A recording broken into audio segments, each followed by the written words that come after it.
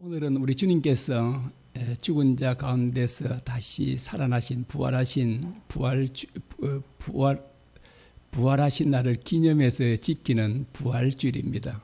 부활주일을 맞이해서 여러분과 여러분 가정에 부활의 소망이 넘쳐나기를 주님의 이름으로 축복합니다.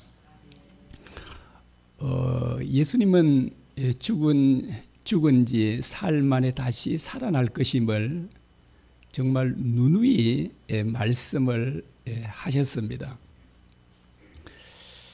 주님의 말씀을 들은 사람들은 정말 헤아릴 수 없을 정도로 많았습니다. 심지어 예수님을 죽였던 대제사장, 장로, 서기관, 그리고 빌라도 총독, 이 모두가 예수님께서 하신 말씀을 다 들었습니다.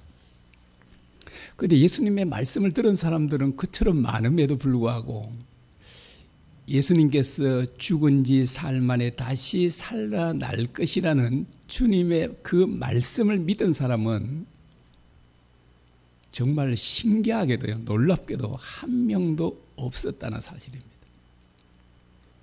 심지어 3년 반 동안 주님과 함께 동거동락했던 그 제자들도 전혀 믿지 않았습니다. 오히려 주님의 부활을 염두에 두었던 사람들은 믿지는 않았지만 염두에 두었던 사람들은 예수님을 죽였던 원수들이었습니다.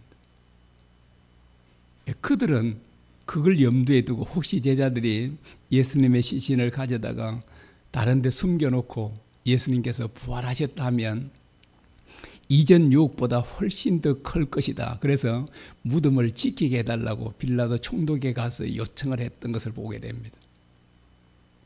제자들은 그렇게 염두도 두지 않았습니다.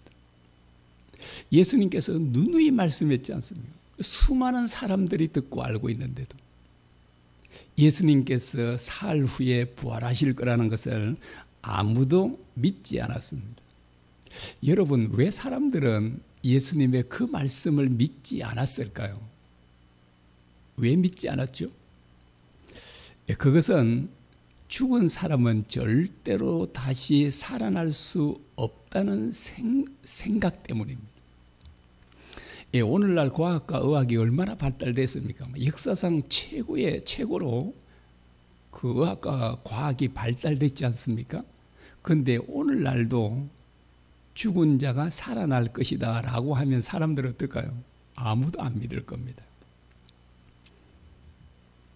자, 이렇게 과학이 발달된 오늘날도 이전과 똑같이 죽은 사람이 살아날 거다.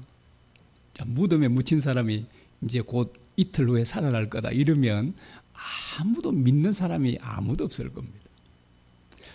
여러분, 왜 사람들은 이렇게 죽은 자가 살아난다는 것을 못 믿을까요? 죽으면 다시 살아나지 않기 때문에 그렇습니다. 죽은 자가요, 종종 아니라도요, 가끔 10년에 한 명, 20년 만에 한 명씩이라도 살아난다면 사람들은 그걸 경험을 삼아서 이제 지식에도, 이제 우리 머릿속에도 죽은 사람도 다시 살아날 수 있어. 10년 전에도 살아났어. 30년 전에도 살아났어. 그럴 거 알 텐데 100년이 가도 500년이 가도 살아나지 않잖아요. 그래서 사람들은 죽은 자가 살아난다는 이 말을 사람들은 정말 믿기가 어려운 것입니다. 그런데 예수님께서는 자신이 말씀하신 대로 죽은 지 사흘 만에 정말 살아났죠. 그래서 주님께서 부활하시고 가장 먼저 보여준 사람이 막달라 마리아라고 합니다. 또 여인들이죠. 그래서 부활하신 주님을 만난 여인들이 제자들에게 달려가서 주님께서 부활하셨다고 전합니다. 우리가 직접 봤다고 해요. 제자들이 믿었습니까? 부활한 사람을 봤는데, 부활하신 주님을 만난 사람들이 증거하고 있는데 그래도 못 믿는 거예요. 이상하게 생각하는 거예요. 그런데 제자들이 모여있을 때 주님께서 이제 직접 찾아오셨죠. 예, 그때 아마 10명의 제자가 도마는 없고요. 10명의 제자가 있었는데 그때 주님께서 찾아오셨죠. 너희에게 평강이 있을지어다 하시면서 이제 찾아오니까 그때 비로소 믿지 못했던 제자들이 부활하신 주님을 직접 보고서야 예수님의 부활을 믿게 됐습니다. 그래서 10명의 제자들은 막 놀라운 거죠. 아마 여인들은 서너 명? 얼마인지 정확하게는 모르지만 적어도 2명 이상은 되는 것 같습니다. 그런데 도마가 볼일 보고 왔을 때 다른 제자들과 그 여인들이요, 적어도 12~13명 이상 되는 사람들이 진짜 예수님 부활한 게 맞다, 우리가 오늘 저녁에 만났다, 우리 두 눈으로 다 봤다, 뭐 그런데도 불구하고 도마는 못 믿겠다는 것입니다. 도마가 뭐라고 얘기하죠? 자기 두 눈으로 봐야 되고요, 자기 두 손으로 예수님의 못자국과 옆구리 장자국을 만지고 넣어보지 않고는 못 믿겠다는 거예요. 그 이제 8일 만에 주님께서 오셔서 도마에게 말씀하시죠. 내 손을 내밀어서 내 못자국을 만져봐라. 그리고 옆구리에 내 손을 넣어보라. 그리하고 믿음 없는 자가 되지 말고 믿는 자가 되라. 이렇게 말씀하십니다. 자, 비로소 부활하신 주님을 직접 뵙고 나서야 도마는 그 자리에서 엎드려서 이렇게 고백하지 않습니까? 나의 주시며 나의 하나님이시니다 라고 합니다. 여러분 보십시오. 이렇게 의심 많았던 도마가 부활하신 예수님을 믿었다는 것은 예수님의 부활이 얼마나 확실한가를 보여주는 것입니다. 여러분 꼭 기억해야 될 게 있습니다.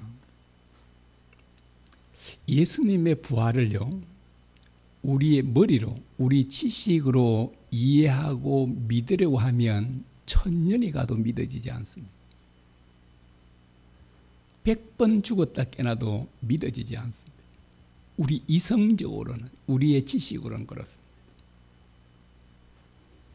그래서 주님의 부활을 믿으려면 반드시 성령님의 조명이 있어야 됩니다. 주님의 은혜가 아니고는 믿어지질 않습니다. 그래서 우리가 뭘 해야 되죠? 주님의 은혜를 구해야 되는 겁니다. 성령님의 도우심을 구해야 합니다. 사람들은 지식적으로는 다 알아요. 심지어 저 밖에 있는 불신자들도 예수님께서 부활하셨다는 걸 알잖아요. 책에 기록되어 있으니까 지식적으로 알고 있습니다. 그런데 문제가 뭐예요? 실제로 안 믿어지는 거거든요. 그런데 그러면 밖에 있는 불신자들만 그러냐니까 그렇지 않습니다. 교회를 다니고 주님, 부활하신 주님을 믿는다고 하는 그리스도인들 가운데도 주님의 부활이 실제로 믿어지지 않는 사람들이 대부분이 아닐까 싶어요. 여러분, 예수님의 부활이 실제로 믿어지면 어떨까요? 염려 전혀 안 하게 됩니다. 염려할 수가 없잖아요. 그 아브라함은 부활 신앙을 갖고 있었잖아요. 자기 아들을 번제로 바쳐도 하나님께서는 반드시 죽은 자 가운데서 살리실 것을 믿었잖아요. 이게 부활 신앙이잖아요. 이게 실제가 되면 자기 아들을 번제로 바칠 수 있는 겁니다. 여러분, 이 믿음이 아니었다면 아브라함은 절대로 바칠 수 없어요. 하나님 하나님 말은 누구라도 어떤 사람이 그거 명령해도 지킬 수가 없는 겁니다. 그런데 아브라함이 어떻게 자기 진짜 눈에도 아프지 않을 아들을 바칠 수 있는가? 죽은 자를 다시 살리시는 하나님을 믿었습니다. 자기 아들이 죄가 되잖아요. 죄 가운데서도 먼지처럼 죄가 된 그 아들이지만 하나님께서는 반드시 살릴 것을 믿었어요. 여러분, 하나님은 처음에 우리 아담을 창조할 때도 흙으로 창조했다 그러잖아요. 그 흙은 먼지를 말하거든요. 원문에 보면 먼지라 그러잖아요. 먼지로 사람을 만드시잖아요. 그러면 죄가 되고 흙이 된 사람을 못 살리겠습니까? 당연히 살리잖아요. 그런데 이게 믿어지지 않으니까 우리가 염려하고 걱정하는 겁니다. 그래서 우리들에게 뭐가 필요해요? 진짜 죽은 자를 살리시는, 또 죽은 예수님을 살리시는 그 하나님을 실제로 믿는 게 필요해요. 이 믿음을 가지기만 하면 우리는 정말 진정한 자유의 삶을 살 수 있습니다.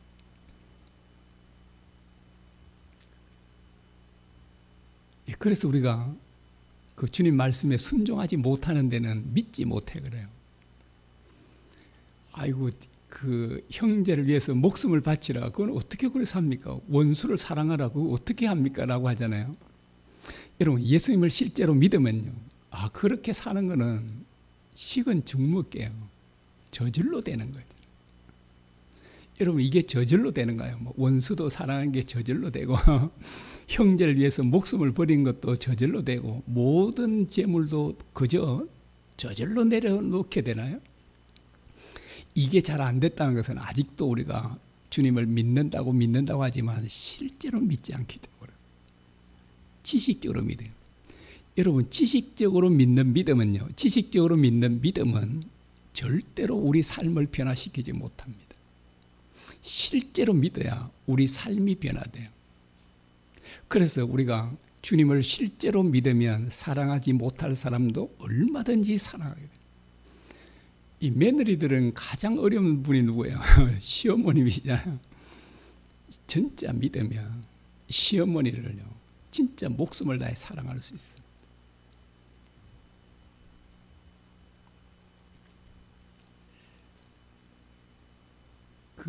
여러분 예수님의 부활이 진짜라면요, 비부활이 진짜라면 이것은 정말 어마어마한 일이 일어난 겁니다. 천지가 계획하는 것보다 더 큰 일이 일어난 거예요. 어떤 사람은 그렇게 말하더라고요. 예수님의 부활이 사실이라면 천지 창조보다 더 큰 일이 된다. 이렇게 말하는 사람도 있더라고요. 그럴 정도로 어마어마한 일이잖아요. 여러분 예수님의 부활이 사실이라면 성경 모든 말씀이 다 이루어졌다는 증거가 됩니다. 여러분 구약 성경은 장차 오실 메시아에 대한 예언을 기록한 책이잖아요. 그 메시아가 오시는데 어떤 메시아가 온다 그러죠? 메시아는 처녀가 아들을 낳을 것이다 그래요. 이사야서 7장에 보면요. 그리고 또한 그 한 아기로 오시는 메시아는 전능한 하나님이고 영존하시는 아버지라고. 영존하시는 아버지는 영원히 보호자가 된다 이 말이거든요. 영원한 보호자. 우리 세상의 아버지들은 영원한 보호자가 안 되잖아요. 돌아가시니까 좀 있으면. 근데 한 아기로 오신 예수님은 전능하신 하나님이시고 그분은 영존하신 아버지, 영원한 우리의 보호자가 되신다고 합니다. 그리고 그분은 고난을 받으시고 죽을 것이라고 예언하고 있습니다. 이사야 53장이죠. 그리고 시편 16편에는 그분이 죽은 자 가운데서 썩지 않고 다시 살아날 것임을 예언하고 있습니다. 이거는 다윗이 예언한 말입니다. 그런데 예수님께서 부활하심으로 말미암아 구약 성경에 예언된 그 모든 예언들이 완벽하게 성취가 된 것입니다. 자, 구약 성경이 완전히 예수님의 부활로 성취됐다는 이 말은 자, 예수님의 말씀과 그리고 신약에서 예언하는 모든 예언들이 그대로 이루어질 것임을 정말 우리가 진짜로 믿을 수 있는 것입니다. 왜? 구약 성경을 이루신 걸 보니까 신약의 그 앞으로 일어날 일들도 반드시 이루어질 것이라고 주님의 부활을 통해서 우리는 정말 믿을 수 있게 된 것입니다. 여러분 예수님께서 왜 우리를 위해서 죽으시고 부활하셨다고 합니까? 여러분 예수님께서 왜 우리를 위해서 죽으시고 부활하셨습니까? 여러 가지 우리가 되죠. 우리를 구원하시려고 우리를 죄를 사시려고 그러지만 오늘 본문에는 뭐라고 말씀하는지 보실까요? 9절입니다. 이를 위하여 그리스도께서 죽었다가 다시 살아나셨으니 곧 죽은 자와 산 자의 주가 되려 하심이라 라고 합니다. 주님께서 우리를 위해 죽으시고 부활하신 목적이 뭐라고 합니까? 뭐라고 하죠? 우리의 주가 되려고 한다. 이 주는 뭐예요? 주는 주자가 하문으로 무슨 주자예요? 임금주라고도 하고 주인주라고도 하죠. 이거는 다 아시죠? 그래서 예수님이 뭐가 되신다고요? 우리가 왕이 되고 우리의 주인이 되시려고 예수님께서 죽으시고 부활하셨다라고 말하고 있습니다. 자, 우리는 죄에 팔려서 영원한 사망에 이르게 됐습니다. 그래서 우리는 영원한 지옥을 피할 수가 없게 됐죠. 지옥의 형벌을 피할 수 없는데 지옥의 형벌은 언제까지 받는다고 합니까? 그 견딜 수 없는 고통을요. 영원입니다. 그 지옥은 뭘로 표현한지 아시죠? 유황불못이라 그래요. 저는 이거보다 더하다고 생각해요. 딱 불못 이렇게 보지 않고요. 아마 그거보다 예를 들어서 이 세상에 진짜 끔찍한 고통을 받는 곳이 있다면 그것으로 표현을 했을 거예요. 뭐 천국을 여러 가지 뭐 보화나 보석들로 표현하고 있잖아요. 그런데 이 세상에 있는 보화보다 1000배, 10,000배 좋은 게 있다면 천국을 어떻게 표현할까요? 1000배, 10,000배 좋은 그것을 가지고 천국을 설명할 거예요. 지옥도요. 유황불보다 더 수천 배 고통받는 곳이 있다면 그것을 가지고 지옥을 설명했을 것입니다. 여러분, 불 가운데 산다 이게요. 여러분, 펄펄 끓는 물 속에만 살아도 이거는 뭐 견딜 수 없잖아요. 아직도 좀 기억나는 게 여하튼 중국인데요. 산소를 쇠사슬로 묶어서 큰 가마에 넣고 삶은 거, 그거 여러분 본 적 있나요? 여러분, 살아있는 소를 이게 밧줄로, 쇠 밧줄로 묶어서 밑에 불을 지피니까 뜨거우니까 소가 그게 목숨이 끊어질 때까지 얼마나 해요. 진짜 사람들은 잔인하잖아요. 차라리 그냥 탁 죽여놓고 그냥 쌈나 먹든 뭘 하든지 그러면 좋을 텐데. 여러분, 펄펄 끓는 물에 그 소가 견딜 수 없잖아요. 그런데 뛰쳐나갈 수가 없잖아요. 단단히 묶여져 있으니까. 여러분, 지옥이 그렇습니다. 그런 고통이 영원히 계속된다 그러잖아요. 여러분, 우리에게는 정말 우리 인간에게 소망이 없었어요. 아무렇어요. 이 세상에 태어나면 모두가 지옥에 들어가서 그 끔찍한 고통을 받아야 됐었습니다. 그런데 이런 우리의 소망이 없는 우리를 위해서 예수님께서 죽으셨습니다. 그리고 우리를 그 죄와 사망으로부터 구원해 주셨습니다. 주님께서 핏값으로 우리를 사셨다 그래요. 그래서 우리의 주인은 이제 예수님이 되신 것이다 라고 하는 것입니다. 여러분, 우리가 범한 죄가 뭔지 아십니까? 여러분이 무슨 죄 때문에 지옥에 가는 거예요? 모든 사람들이 무슨 죄를 지었길래, 그 엄청난 죄를 지었길래 지옥에 가는가요? 여러분, 놀라운 죄를 지은 거예요. 우리 인간들이 하나님이 된 것입니다. 여러분, 부부간에 왜 그렇게 싸우는지 아십니까? 뭐 안 싸우는 사람도 있겠지만 부부간에 왜 그렇게 싸울까요? 서로 하나님이 되려고 합니다. 여러분, 그래서 하나님끼리 싸우니까 끝이 없잖아요. 이게 막 서로 하나님의 자리에 앉으려고. 여러분, 우리 인간이 하나님이 된 거예요. 다르게 또 조금 더 쉽게 말하면 우리가 주인이 된 겁니다. 사람이 죄를 지었을 때 어떻게 그 사람이 되냐 하니까 타락한 인간이요. 본인이, 하나님이 우리 주인이셨는데, 주인의 자리에 앉아 계셨는데 그 주인의 자리에, 하나님께서 앉아 있을 자리에 우리 자신들이 앉아 있는 겁니다. 하나님의 자리에. 그래서 우리가 주인이 된 거예요. 하나님이. 그래서 우리가 왜 그렇게 싸우느냐 하면 하나님 자리를 뺏기지 않고 그 자리를 차지하기 위해서입니다. 그래서 우리 인간들은 끊임없이 싸우는 겁니다. 그 결과가 뭐예요? 멸망이에요. 여러분, 이 세상에 여러분 전쟁터에 아마 저도 가보잖아요. 전쟁터에 보면 그러잖아요. 진짜 이곳이 지옥이라 그러잖아요. 왜 그런가요? 하나님을 쫓아내고요. 우리 마음 가운데 하나님 계셔야 될 그 자리를 쫓아내고 우리 자신들이 앉아있기 때문에 그 이기심 때문에 싸우는 거잖아요. 다 다 자기 유익을 위해서. 그렇게 삶의 결과는 바로 멸망입니다. 우리가 주인 되면 우리는 영원히 멸망할 수밖에 없습니다. 왜냐하면 우리 스스로는 살 수 있는 존재가 아니기 때문입니다. 제가 외손자가 이제 태어난 지 한 2달쯤 조금 더 된 것 같습니다. 일찍 좀 태어났는데, 지난주에 올라가서 제가 애도 봐주기도 하고, 우유도 먹이기도 하고, 이렇게 했거든요. 그래, 먹이면서 보니까, 이쁘기도 하고, 쫄쫄쫄 이렇게 빠는데, 진짜 하나님 살아계시구나. 어떻게 빨아먹고 이렇게 살아가는지. 그렇게 이제 보면서 또 뭘 생각했냐니까, 얘는 뭐 할아버지 할머니가 있든 엄마 아빠가 있든 진짜 도와주지 않으면 죽겠구나.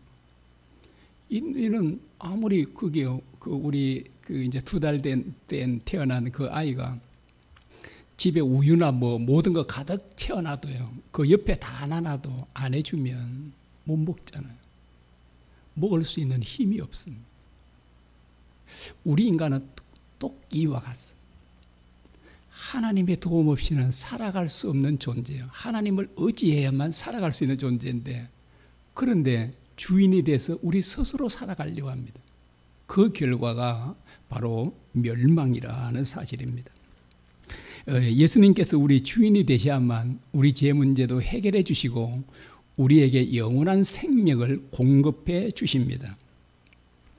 자, 예수님은 우리의 뭐가 되신다고요? 우리의 왕이시고 주인이 되시라 그랬죠. 그런데 예수님은 우리의 주인이신데 세상의 주인들과는 너무나도 다릅니다. 여러분, 세상의 주인들은 오로지 자기 유익을 위해서 종들을 사고 부려먹습니다. 여러분, 종들이 병들면 어떻게 할까요? 세상의 주인들은 버려요. 자기에게 유익이 없으면 그 종은 언제라도 버리는 거예요. 쓸모없잖아요. 그게. 그래서 세상의 주인들은 철저하게 자기 유익을 추구하는 거예요. 그런데 예수님은요, 여러분, 우리에게 영원한 생명을 주시기 위해서 자신의 목숨을 버리신 분이에요. 여러분, 세상에 이런 주인이 어디 있겠습니까? 종을 살리기 위해서 자기 목숨을 던진 사람이 세상에 어떤 주인이 이런 주인이 있겠습니까? 그런데 예수님은 그렇게 하시는 거예요. 우리의 주인이신 예수님. 예수님이 우리의 주인이 되려고 하는 것은요, 오로지 우리의 유익을 위해서입니다. 여러분, 이것을 안다면 그분을 주인으로 모시지 않을 사람이 없잖아요. 그분에게 순종하지 않을 사람이 세상에 어디 있겠습니까? 그리고 우리의 주인이신 예수님은 세상의 주인과 능력도 다릅니다. 우리의 주인이신 주님을 어떤 능력을 갖고 있죠? 전능한 능력이에요. 전능. 그리고 마태복음 28장에 보니까 예수님은 하늘과 땅의 모든 권세를 가졌다고 합니다. 어마어마하잖아요. 여러분, 일국의 왕이나 대통령만 돼도 이 미국의 대통령만 돼도 진짜 한마디 한마디가 대단하잖아요. 그런데 예수님은요, 그 정도가 아니죠. 만왕의 왕이십니다. 하늘과 땅의 모든 권세를 쥐고 있으시고, 그뿐만 아니라 그분은 이 세상의 모든 역사를 친히 주관하시는, 그리고 왕을 세우기도 하고 폐하기도 하시고, 그리고 마지막 날에는 그분이 온 세상 사람들을 심판하십니다. 정말 대단하잖아요. 여러분, 우리의 주인이신 예수님은 정말 보통 분이 아닙니다. 여러분, 이 사실을 믿는다, 이 사실을 실제로 믿으면 그분에게 누가 순종하지 않겠습니까? 여러분, 주님의 종들이 풀무불에 던져졌잖아요. 어떻게 하셨죠? 머리털 하나 타지 않도록 할 수 있습니다. 사자굴에 던져도 여러분, 누구도 어떤 굶주린 사자도 먹지 못하도록, 폭풍과 바다 위에서 죽음의 위기를 맞이한 제자들 위해서는 한마디 말씀으로 폭풍과 바다를 향해서 잠잠하라, 이 한마디 하니까 즉시 잠잠해졌다 그러잖아요. 그래서 그게 함께 있던 제자들이 막 깜짝 놀란 겁니다. 도대체 이분이 누구기에 바람과 바다, 폭풍과 바다도 순종하는 거라고 이렇게 하고 있지 않습니까? 자, 이런 엄청난 분이 우리를 사랑해서 목숨까지 주셨다는 사실이에요. 뿐만 아니라 이분은 영원한 천국과 모든 만물을 주신 분이십니다. 여러분, 이런 분을 주인으로 모시지 않는 사람은 어떤 사람일까요? 아이, 바보지요, 그냥. 진짜 이보다 더 어리석은 사람이 어디 있겠습니까? 이 어마어마한 분을 주인으로 모시지 않고 내가 주인 되어 산다? 특별히 교회 안에서 그러잖아요. 우리 얘기입니다. 다른 교회 사람들 얘기가 아니라 우리 얘기예요. 이런 어마어마한 분이 계시는데도 이분을 참 주인으로 모시지 않고 내가 주인 되어서 내 생각대로 내 마음대로 살고 있지 않습니까? 정말 얼마나 어리석은 자들인가 하는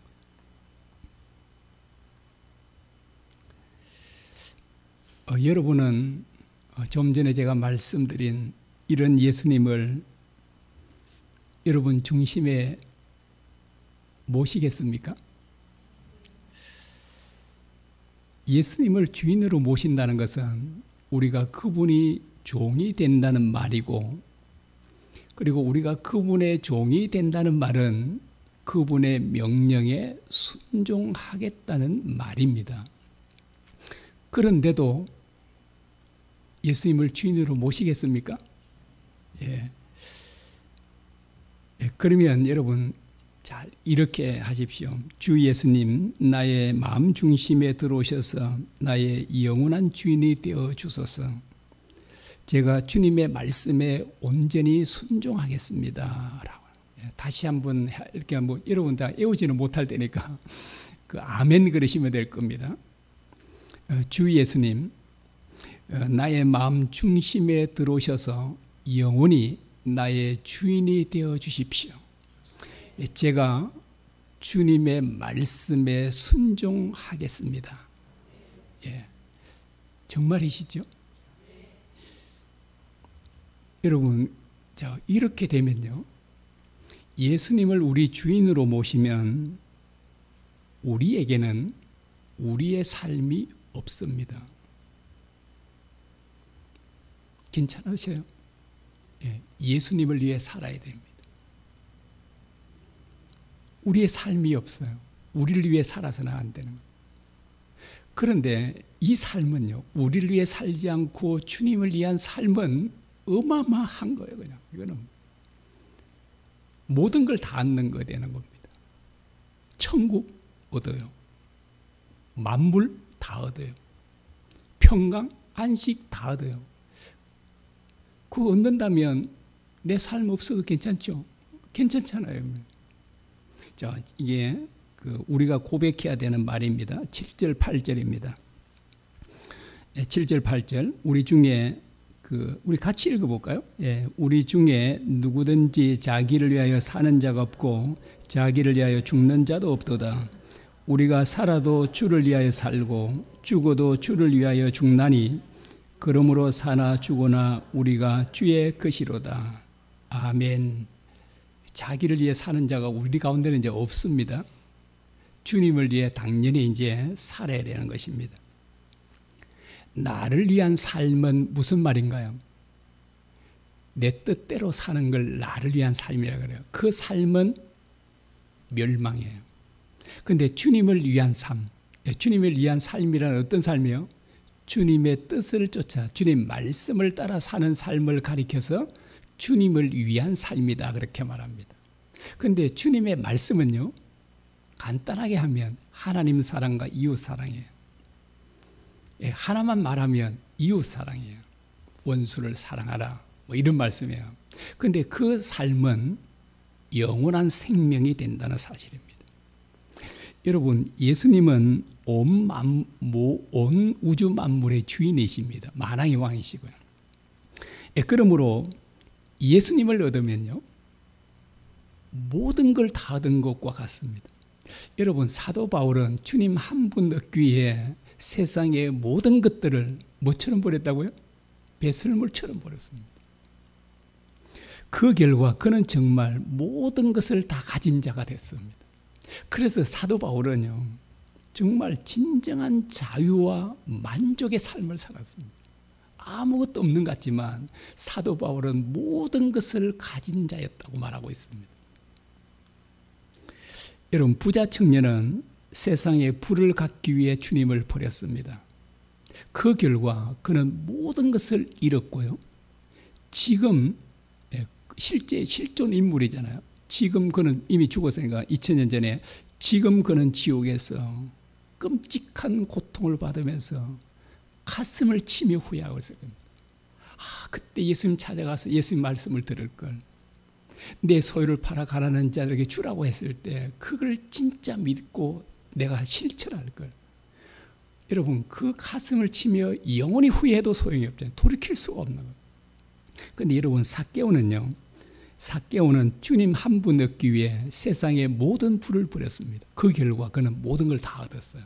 지금 그는 천국에서 주님 품 안에서 영원한 그런 안식을 누리고 있을 것입니다. 자, 여러분은 어떤 사람이 되기를 원하십니까? 진정으로 원하시죠? 부자 청년입니까? 아니면 삭개오입니까? 저는 삭개오 같은 사람이 되기를 바랍니다. 여러분도 동의를 하시죠? 저는 지금 이 시간 주님 앞과 여러분 앞에서 고백합니다.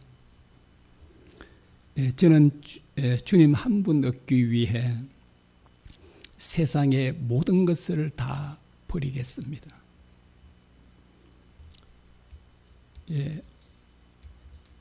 우리 앞에 그 주를 위한 이곳에 항상 제가 할 때마다 이게 가사가 나옵니다. 그 어느 것도 난 필요 없네, 주님만 경배, 이 말이에요. 정말 저는 여러분 앞에 고백합니다. 그 어느 것도 필요하지 않습니다. 세상에 그 어떤 것도 정말 필요하지 않습니다. 주님 한 분이면 저는 충분합니다. 주님 한 분 얻기 위해서 저는 기꺼이 세상의 모든 것들을 버리겠습니다. 여러분도 이 고백을 하시겠습니까? 고백하시려면 저를 따라 하시기 바랍니다. 여러분 자신들 위한 겁니다. 따라하겠습니다. 저는 주님 한 분 얻기 위해 세상의 모든 것들을 다 버리겠습니다. 여러분 진정한 고백이십니까? 이러면 삭개오처럼 모든 것을 다 얻는 겁니다. 여러분, 온 우주 만물을 주님께서 창조했다 그러잖아요. 그가 없이는 된 것이 없다 그래요, 만물이. 여러분, 주님 한 분 얻으면 만물을 다 얻은 것과 같습니다. 부디 저와 여러분은 정말 사도 바울 같은 사람이 돼서 세상의 것들은 아무것도 아닙니다. 여러분, 주님 보아이신 주님에 비하면 세상의 것들은요, 배설물도 안 되는 겁니다. 여러분, 배설물 가지고 여기 다니시겠습니까? 아무 소용이 없는 거잖아요. 그래서 정말 우리 예수님을 얻으면 다 얻은 것이 된 것임을 기억하고 우리가 그렇게 함께 살았었으면 좋겠습니다. 우리 또 이 말씀을 기억하면서 우리 잠시 동안 함께 기도했으면 합니다. 오늘 이 시간 고백한 듯이 정말 주님 한 분 얻기 위해서 나는 모든 걸 주님 진짜 버리겠습니다. 그리고 주님은 우리의 주인으로서 내가 주님 말씀 언제나 순종하겠습니다. 고백하는 그런 기도 시간이 되기를 바랍니다. 기도하겠습니다.